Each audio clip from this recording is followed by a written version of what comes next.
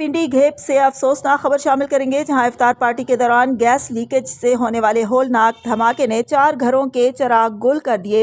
6 दोस्त अफ्तारी के लिए जमा हुए, मगर चंद लम्हों में खुशी का ये मंजर कयामत में बदल गया। 4 तालिबे इल्म जाँ बहक जबकि 2 शदीद जख्मी हो गए। रेस्क्यू ज़रा के मुताबिक पिंडी घेप के इलाके पुरानी जनाज़ागाह के करीब एक घर की बैठक में कॉलेज के 6 दोस्त इफ्तार प्रोग्राम में मसरूफ थे कि अचानक गैस लीकेज के बाद जोरदार धमाका हुआ। धमाके की शिद्दत से बैठक की पूरी छत जमीन बोस हो गई और हर तरफ गर्दो गुबार और चीखो पुकार मच गई। मलबे से इब्तदाई तौर पर 2 जख्मियों और 2 नौजवानों की लाशों को निकाल लिया गया, जबकि मजीद 2 तालिबे इल्म मलबे तले दबे रह गए।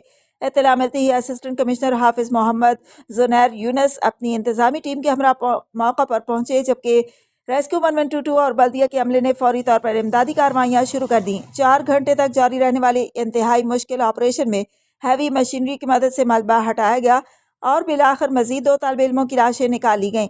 यूं इस अफसोसनाक साने में 4 दोस्त जिंदगी की बाजी हार गए, जबकि 2 शदीद जख्मियों को तशवीशनाक हालत में रावलपिंडी अस्पताल मुंतकिल कर दिया गया है, जहां उनका इलाज जारी है। वाक़े के बाद इलाके में कोहराम मच गया, घरों में सफ़े मातम बिछ गई और हर आंख अश्कबार दिखाई दी।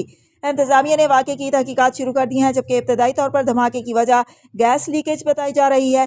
पिंडी घेप में होने वाला ये सानिया एक बार फिर गैस सिलेंडर्स और हिफाजती इंतजामात पर सवालिया निशान छोड़ गया है।